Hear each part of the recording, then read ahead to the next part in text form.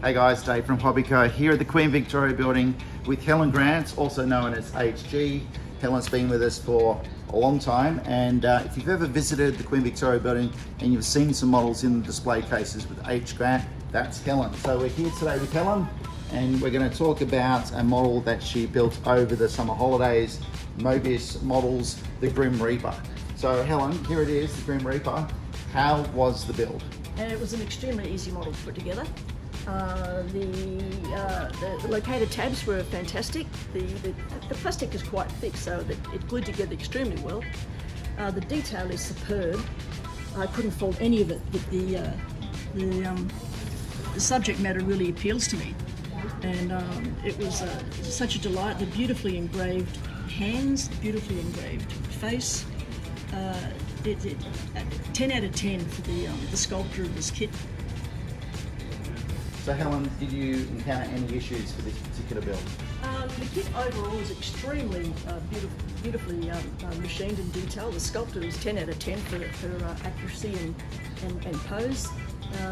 The only issue that I found with the kit that the scythe was a little bit warped. I found it necessary to have my clothes pegs and clamps on the ready to straighten the thing out as the glue set. Really no structural issues to do with the kit. It's beautifully engineered. The subject matter appeals to me greatly. I would give it, I have to give it 10 out of 10. As a kit, that's great. As overall for everything. Tell me, what paints were you using for this particular build? I've got to let everybody know that I love lacquers. They dry smoothly and quickly, and I can make a model quite fast, which is my method of putting things together. If I take too long at it, I tend to be too picky.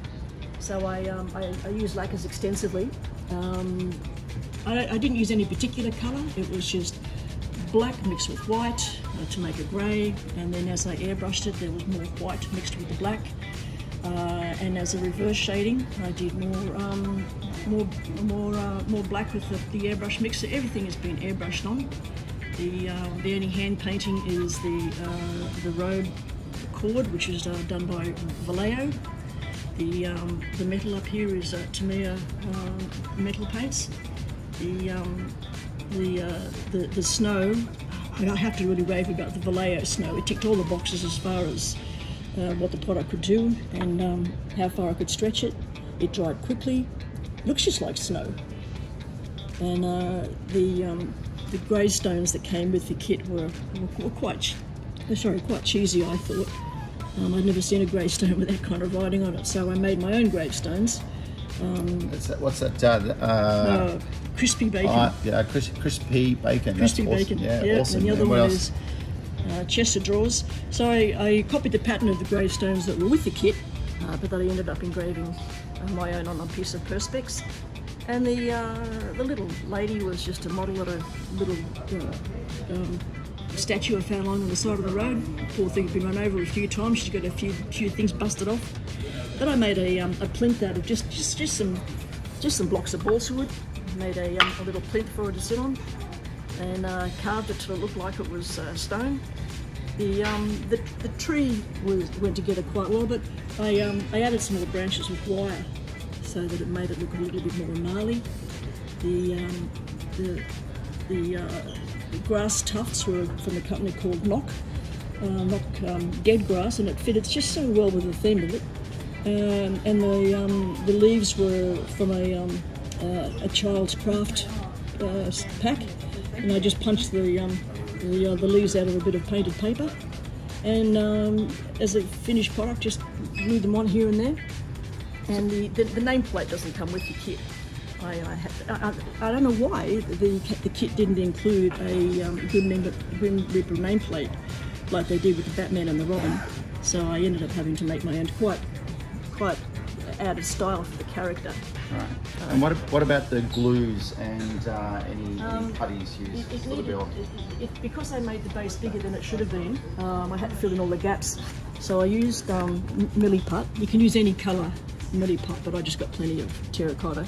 So whenever there was a gap in the stand where I made the stand bigger, I filled it up with Milliput.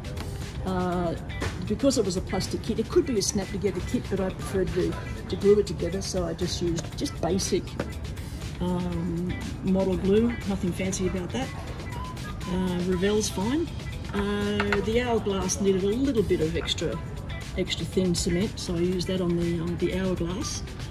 And to put the gluing the little lady onto the ball suet, I had to use the 2-part epoxy. And super glue here and there where it was needed, So that's but not too much in the way of super glue. And the Vallejo Snow was just the bee's knees. I can't recommend Vallejo Snow. If you're going to do a snow scene, this one ticked all the boxes as far as how far it would go. So if you're going to do a snow scene, Vallejo Snow. And it's a beautiful, it's sealed inside, but it's a beautiful thick creamy paste, and it's got a slight glitter to it, which made it look like it was a shimmering snow. So Vallejo got it right there. So there you go. So that's an awesome build. Now, if you'd like to check out this build by Helen, you can come visit the Queen Victoria Building store, check it out in the display case. If you've got any questions that you'd like to ask Helen, you can send an email to askhg@hobbyco.com.au, or you could select the Ask HG button in the Hobbyco messaging tab on our website. Look forward to seeing you guys soon. Thanks, Helen. Thank you.